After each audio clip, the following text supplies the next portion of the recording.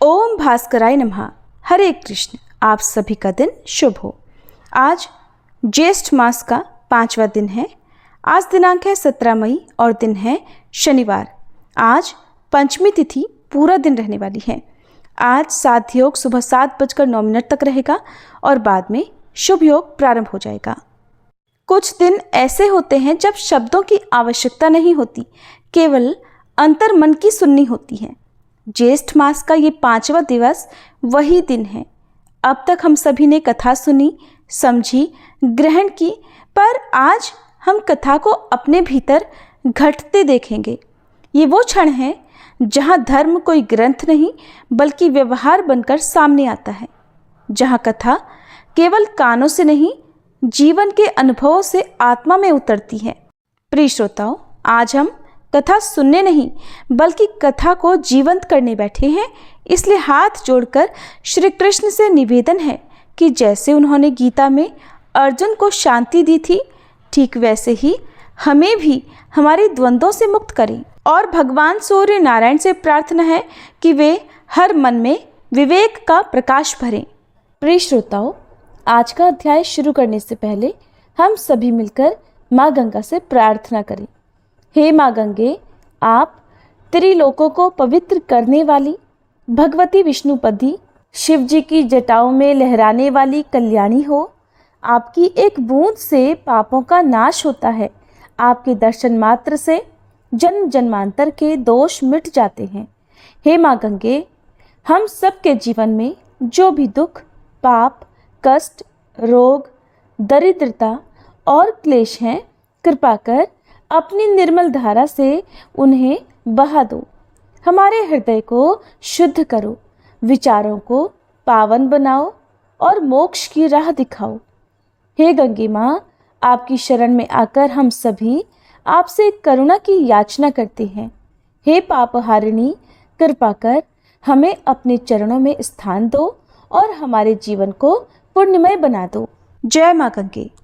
अब आप सभी सुनिए दशरथ कृत शनि स्तोत्र का पाठ, उसके बाद शनिदेव की कथा और फिर सुनेंगे आज का महात्म्य। जिनके शरीर का वर्ण कृष्ण नील तथा भगवान शंकर के समान है, उन शनिदेव को नमस्कार है। जो जगत के लिए कालाग्नि और कृतांत रूप हैं, उन शनैश्चर को बारंबार नमस्कार है। जिनका शरीर कंकाल जैसा मांसहीन तथा जिनकी दाढ़ी मूछ और जटा बड़ी हुई है, उन शनिदेव को नमस्कार है।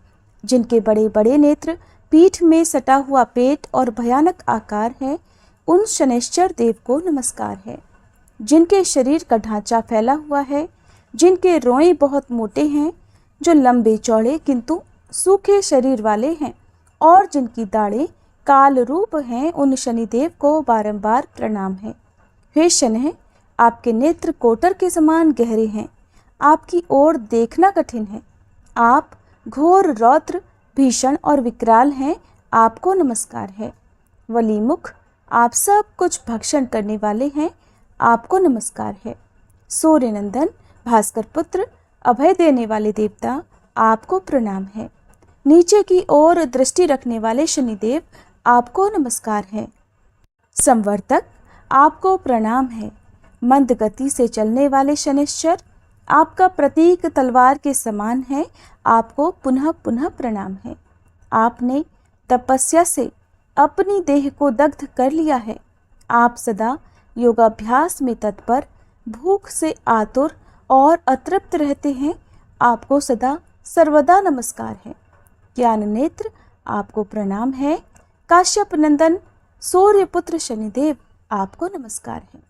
आप संतुष्ट होने पर राज्य दे देते हैं और रुष्ट होने पर उसे तत्काल हर लेते हैं। देवता, असुर, मनुष्य, सिद्ध, विद्याधर और नाग, ये सब आपकी दृष्टि पड़ने पर समूल नष्ट हो जाते हैं। देव, मुझ पर प्रसन्न होइए।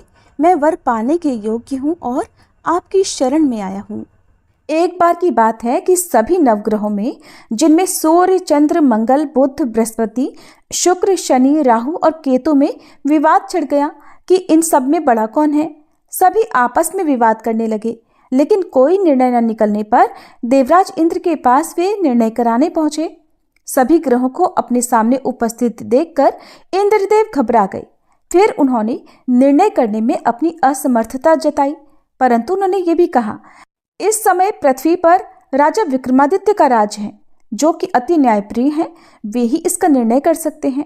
तब सभी ग्रह एक साथ राजा विक्रमादित्य के पास पहुंचे और अपना विवाद बताया, साथ ही निर्णय करने के लिए भी कहा।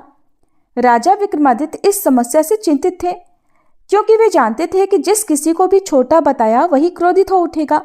तब राजा को एक उपाय सूझा। उन्होंने स्वर्ण, रजत, कांस्य, पीतल, शीशा, रांगा, जस्ता, अभ्रक और लोहे से 9 सिंहासन बनवाए और उन्हें इसी क्रम से रख दिया। फिर उन सबसे निवेदन किया कि आप सभी अपने अपने सिंहासन पर स्थान ग्रहण करें। जो भी अंतिम सिंहासन पर बैठेगा वही सबसे छोटा होगा। इसके अनुसार लौह सिंहासन सबसे बाद में होने के कारण शनिदेव सबसे बाद में बैठे, तो वही सबसे छोटे कहलाए। अब शनिदेव को लगा कि राजा ने ऐसा जानबूझकर किया है, तो वह क्रोध में आकर राजा विक्रमादित्य से बोले, राजा तू मुझे नहीं जानता। सूर्य 1 राशि में 1 महीना, चंद्रमा 2.25 दिन, मंगल 1.5 महीना, बृहस्पति 13 महीने, बुध और शुक्र 1-1 महीने विचरण करते हैं, लेकिन मैं 2.5 से 7.5 साल तक रहता हूँ। बड़े बड़ों का मैंने विनाश किया है। श्री राम की 7.5 आई तो उन्हें वनवास हो गया। रावण की आई तो उसकी लंका को वानरों की सेना से हारना पड़ा। अब तुम सावधान होकर रहना। ऐसा कहकर कोपित हुए शनिदेव जी वहां से चले गए और तब अन्य ग्रह भी खुशी खुशी चले गए। कुछ समय बाद राजा की 7.5 आई। तब शनिदेव घोड़ों के सौदागर बनकर वहां आए। उनके पास कई सारे बढ़िया घोड़े थे। राजा ने यह समाचार सुनकर अपने अश्वपाल को अच्छे घोड़े खरीदने की आज्ञा दी। उसने कई अच्छे घोड़े खरीदे और एक सर्वोत्तम घोड़े को राजा की सवारी करने दे दिया। अब जैसे ही राजा उस घोड़े पर सवार हुए, वह घोड़ा सरपट वन की ओर भागा और घने जंगल में पहुंचकर वह अंतर्ध्यान हो गया। अब राजा भूख प्यास से भटकते रहे। तब एक ग्वाले ने उन्हें पानी पिलाया। राजा ने प्रसन्न होकर उसे अपनी अंगूठी दी और वह अंगूठी देकर राजा अपने नगर को चल पड़े। वहां उन्होंने अपना नाम उज्जैन निवासी वीका बताया और वहां उन्होंने एक सेठ की दुकान में रुककर जलपान किया। कुछ देर रुककर आराम भी किया। भाग्यवश उस सेठ की उस दिन खूब बिक्री हुई। अब सेठ रूप बदले हुए राजा विक्रमादित्य को अपने साथ अपने घर ले गया। वहां पर राजा ने खूंटी पर देखा कि एक हार टंगा हुआ है जिसे खूंटी निगल रही है। देखते ही देखते थोड़ी देर में पूरा हार गायब हो गया। तब सेठ ने वापस आने पर देखा कि हार तो गायब है। सेठ ने समझा कि वीका ने ही उसे चुराया है। फिर तो सेठ ने कोतवाल के पास उन्हें पकड़वा दिया। अब उस नगर के राजा ने भी राजा विक्रमादित्य को चोर समझकर उनके हाथ पैर कटवा दिए और नगर के बाहर फेंकवा दिया। वहां से एक तेली निकल रहा था जिसे दया आई और उसने वीका को अपनी गाड़ी में बिठाया। वह अपनी जीभ से बैलों को हाँकने लगा। उस समय तक राजा की शनि दशा समाप्त हो गई। वर्षा ऋतु आने पर राजा मल्हार गाने लगे। राजा जिस नगर में थे वहां की राजकुमारी मनभावनी को उनका गाना इतना पसंद आया कि उसने मन ही मन प्रण कर लिया कि वह उस राग गाने वाले से ही विवाह करेगी। राजकुमारी ने दासी को राग गाने वाले को ढूंढने भेजा। तब दासी ने बताया कि वह तो एक चौरंगिया अर्थात अपाहिज है, परंतु राजकुमारी नहीं मानी। अगले ही दिन वह भूख प्यास त्याग कर अनशन पर बैठ गई कि विवाह करेगी तो उसी से करेगी। बहुत समझाने पर भी जब राजकुमारी नहीं मानी तो राजा ने उस तेली को बुला भेजा और विवाह की तैयारी करने को कहा। फिर तो उसका विवाह राजकुमारी से हो गया। तब एक दिन सोते हुए स्वप्न में शनिदेव ने राजा को दर्शन देकर कहा कि राजन, देखा तुमने मुझे छोटा बताकर कितना दुख झेला है। तब राजा ने उनसे क्षमा मांगी और प्रार्थना करते हुए कहा, हे शनिदेव, जैसा दुख मुझे दिया है किसी और को मत दीजिएगा। तब शनिदेव मान गए और कहा कि जो मेरी कथा और व्रत करेगा उसे मेरी दशा में कभी कोई दुख नहीं होगा। जो व्यक्ति रोज मेरा ध्यान करेगा और चींटियों को आटा डालेगा उसकी भी सभी मनोकामनाएं पूर्ण होंगी। और ऐसा कहकर शनिदेव ने राजा को हाथ पैर वापस कर दिए। इधर प्रातःकाल आंख खुलने पर राजकुमारी ने देखा तो वह बड़ी आश्चर्यचकित हुई। तब वीका अर्थात राजा विक्रमादित्य ने राजकुमारी को बताया कि वह उज्जैन के राजा विक्रमादित्य हैं। जानकर सभी अत्यंत प्रसन्न हुए। सेठ ने जब सुना तो वह राजा के पैरों पर गिरकर क्षमा मांगने लगा। राजा ने कहा कि ये तो शनिदेव का क्रोध था, इसमें किसी का कोई दोष नहीं। सेठ ने फिर भी निवेदन किया कि राजन, मुझे शांति तभी मिलेगी जब आप मेरे घर चलकर भोजन करेंगे। तब सेठ ने अपने घर तरह तरह के व्यंजनों से राजा का सत्कार किया। सभी ने देखा कि जो खूंटी हार निगल गई थी वही अब उसे उगल रही थी। सेठ ने अनेक मोहरे देकर राजा का धन्यवाद किया। इसके बाद राजा रानी को लेकर अपने राज्य वापस लौट आए, जहां पर उनका खूब धूमधाम से स्वागत किया गया। राजा विक्रमादित्य ने कहा कि उन्होंने शनिदेव को छोटा बताया था, लेकिन वे तो सर्वश्रेष्ठ हैं। तब से राजा विक्रमादित्य के राज्य में शनिदेव की पूजा और कथा रोज होने लगी। प्रेम से बोले शनिदेव महाराज की जय। देवर्षि नारद के पूछने पर श्री ब्रह्मा जी ने कहा कि नारद, गोदावरी गंगा में कार्तिकेय जी का एक तीर्थ है जो बहुत उत्तम है। वह कौमार तीर्थ के नाम से भी प्रसिद्ध है।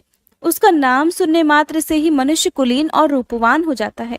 उसके आगे एक रतिका तीर्थ है जिसके श्रवण मात्र से सोमपान का फल मिलता है। महामुने, अब दशाश्वमेधिक तीर्थ का महात्म्य सुनो, जिसके श्रवण मात्र से अश्वमेध यज्ञ के फल की प्राप्ति होती है। विश्वकर्मा के पुत्र महाबली विश्वरूप हुए। विश्वरूप के प्रथम नामक पुत्र हुआ।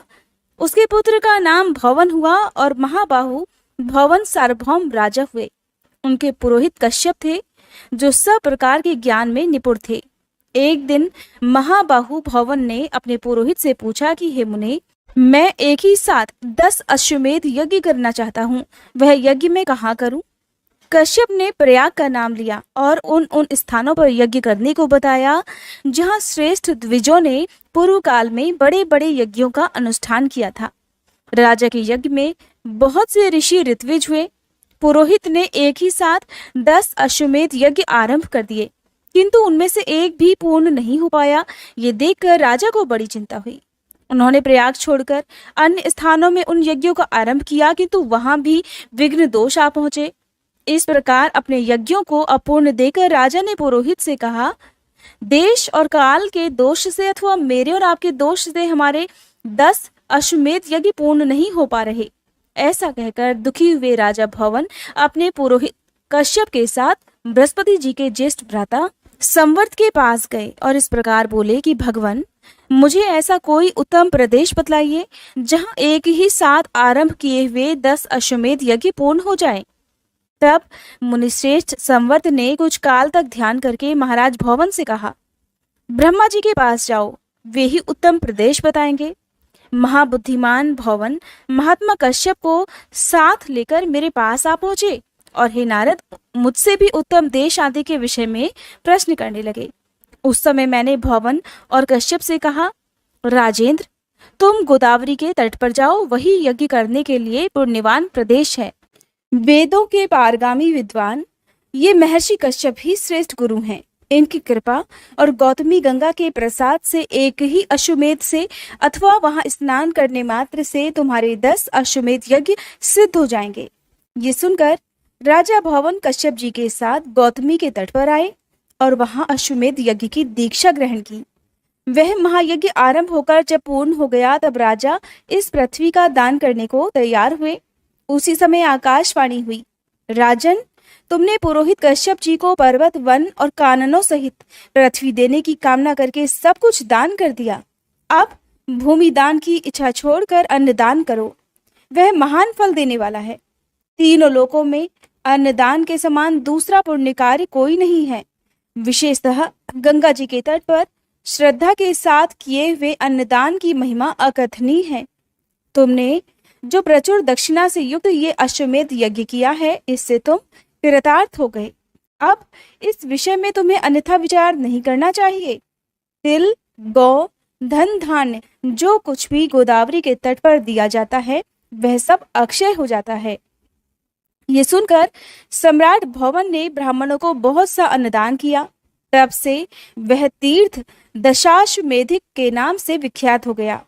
वहां स्नान करने से 10 अश्वमेध यज्ञों का फल प्राप्त हो जाता है। उससे आगे पेशाच तीर्थ है जो ब्रह्मवादी महर्षियों द्वारा सम्मानित है।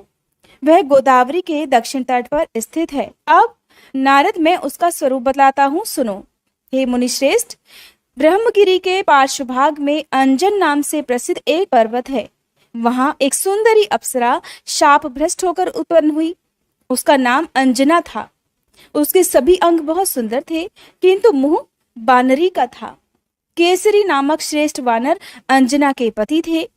केसरी के एक दूसरी भी स्त्री थी जिसका नाम अद्रिका था। वह भी शापभ्रष्ट अप्सरा ही थी। उसके भी सभी अंग सुंदर थे, किंतु मुंह बिल्ली के समान था।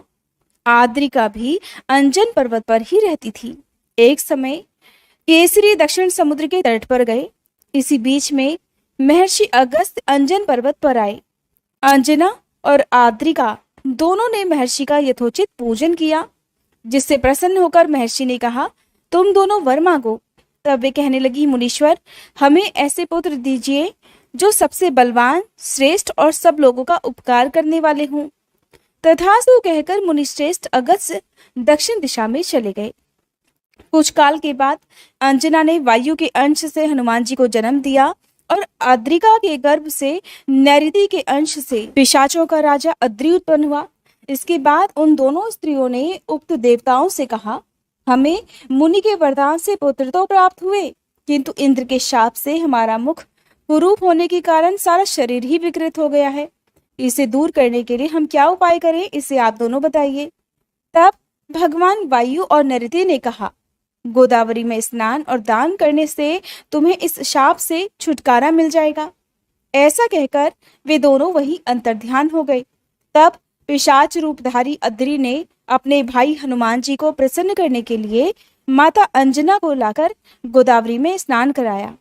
इसी प्रकार हनुमान जी भी अद्रिका को लेकर बड़ी उतावली के साथ गौतमी गंगा के तट पर आए। तब से वह पिशाच और आंजनी तीर्थ के नाम से विख्यात हुआ। वह समस्त अभीष्ट वस्तुओं को देने वाला शुभ तीर्थ है। ब्रह्मगिरी से 53 योजन पूर्व की ओर मार्जार तीर्थ है। मार्जार तीर्थ से आगे हनुमत तीर्थ और वृषाकपि तीर्थ है। इसके आगे फैना संगम तीर्थ बतलाया है, जो कि समस्त कामनाओं को पूर्ण करने वाला है। उसका स्वरूप और फल उसी के प्रसंग में बतलाया जाएगा। आने वाले कुछ अध्यायों में आप हमारे हिंदू धर्म में प्रचलित जो भी तीर्थ हैं उन सभी की महिमा और महात्म्य का वर्णन जानेंगे कि कौन से तीर्थ में स्नान करने से किन किन फलों की प्राप्ति होती है। इस प्रकार देवर्षि नारद के पूछने पर श्री ब्रह्मा जी उनके सभी प्रश्नों का समाधान करते हुए उन्हें जो उत्तर बताते हैं, उनके आगे का वृतांत आप आने वाले अध्यायों में सुनिएगा। अब सुनिए श्री शनि चालीसा पाठ। श्री शनि चालीसा पाठ। जय गणेश गिरिजा सुवन मंगल करण कृपाल, दीनन के दुख दूर करी कीजय नाथ निहाल। जय जय श्री शनिदेव प्रभु सुनहु विनय महाराज, करहु कृपा हे रवि तनय राखहु जन की लाज। जयति शनिदेव दयाला, करत सदा भक्तन प्रतिपाला। चारि भुजा तनु श्याम विराजे, माथे रतन मुकुट छवि साजे। परम विशाल मनोहर भाला, टेढ़ी दृष्टि भ्रकुटी विकराला। कुंडल श्रवण चमा चम चमके, ये माल मुक्तन मणिदम के। कर में गदा त्रिशूल कुठारा, पल बिच करे अरहि संहारा। पिंगल कृष्णो छाया नंदन, यम कौणस्त रौद्र दुख भंजन।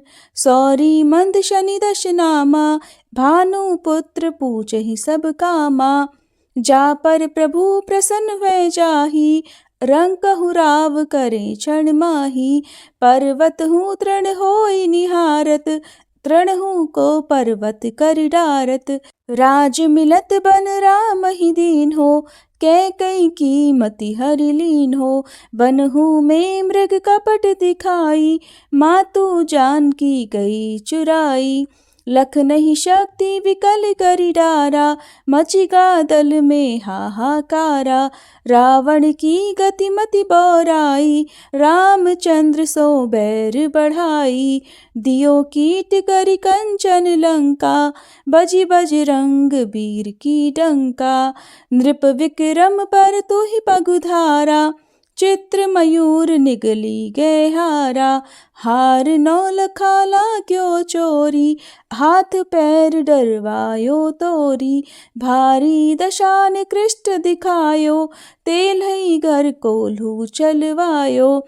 विनय राग दीपक महकीन्यो, तब प्रसन्न प्रभु है सुख दीन्यो। हरिश्चंद्र नृप नारी बिकानी, आपहु भरे डोम घर पानी। तैसे नल पर दशा सिरानी, भूंजी मीन कूद गई पानी। श्री शंकर ही गयो जब जाई, पार्वती को सती कराई। तनिक विलोकत ही करी रीसा, नभ उड़ गयो गौरी सुत सीसा। पांडव पर भय दशा तुम्हारी, बची द्रौपदी होती उघारी।